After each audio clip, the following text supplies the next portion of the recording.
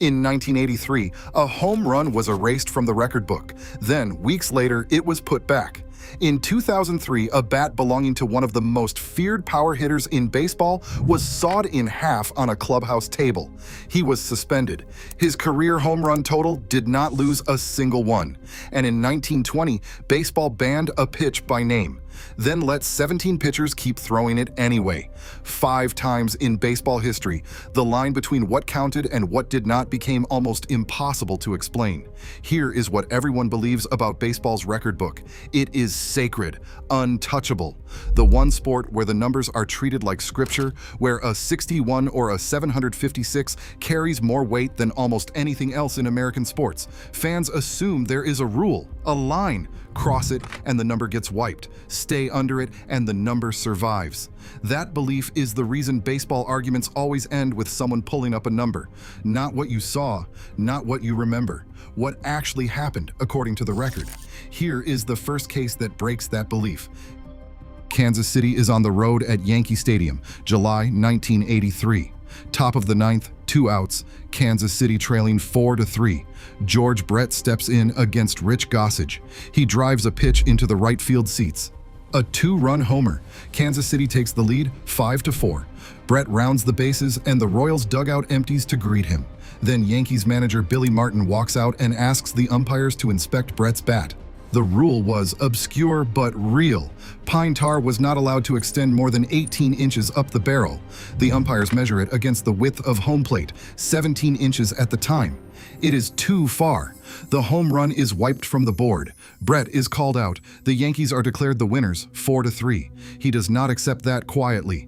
Brett explodes out of the dugout, has to be physically restrained, and the image of his fury becomes one of the most replayed moments in the sport's history.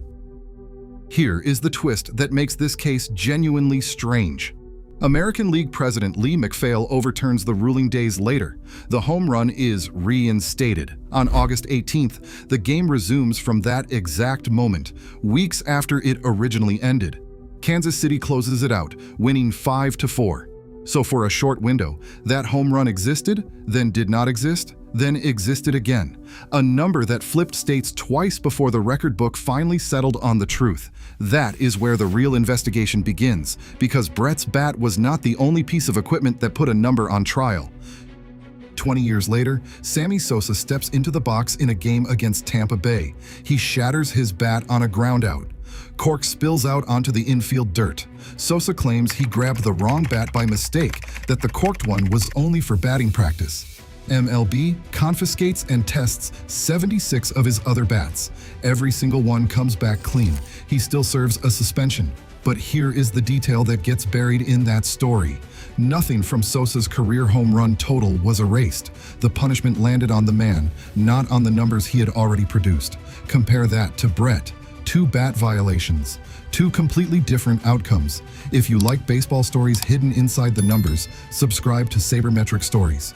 The inconsistency goes back further than most fans realize. Pete Rose, baseball's all-time hit leader, already banned from the game for gambling, was accused years later by a former Expos groundskeeper of routinely having his bats corked during the 1984 season. Rose's hit total was never touched. 4,256 still stands as the record.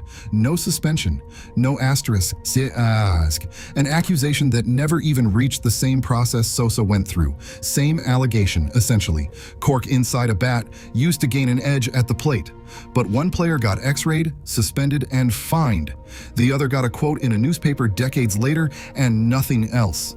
The record book never even had to make a decision on Rose's bats because no umpire ever confiscated one to check.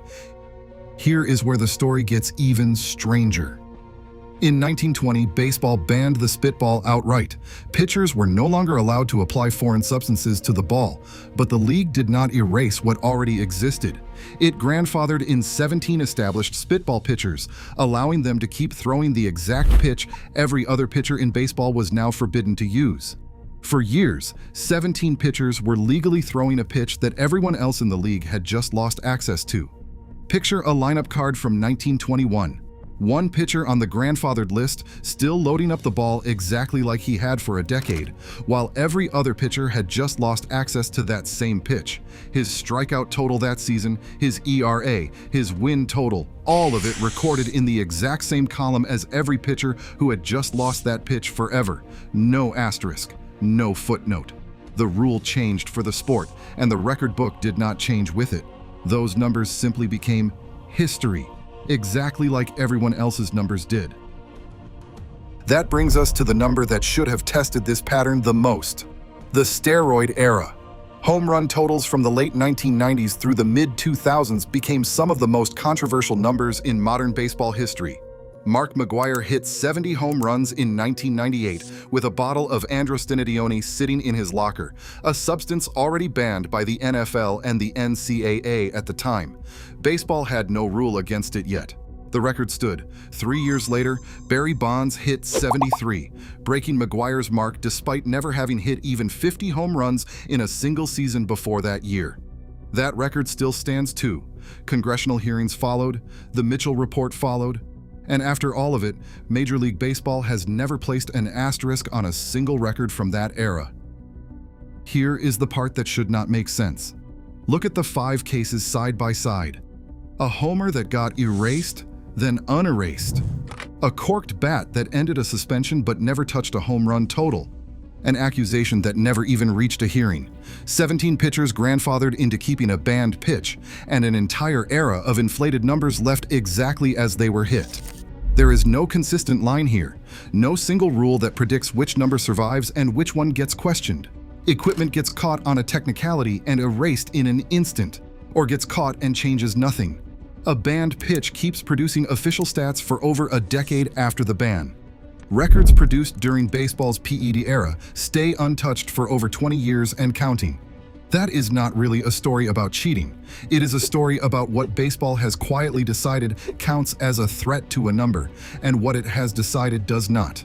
5 cases, 5 completely different standards, and not one of them borrowed its logic from the others. There was never a formula. Every one of these numbers was judged on its own by whoever happened to be holding the ruling at the time. A league president in a hotel room deciding a home run counts after all. MLB testing 76 bats, finding no cork in the others, and deciding a suspension was enough. A commissioner's office in the 2000s deciding that an entire era gets no formal mark at all. Different people, different decades, different standards, and one record book that has to hold all of it at once. The next time someone pulls up a number to win a baseball argument, remember what actually decided whether that number survived. It was never really about whether the record was real. It was about whether baseball, in that specific moment, chose to prove it wasn't.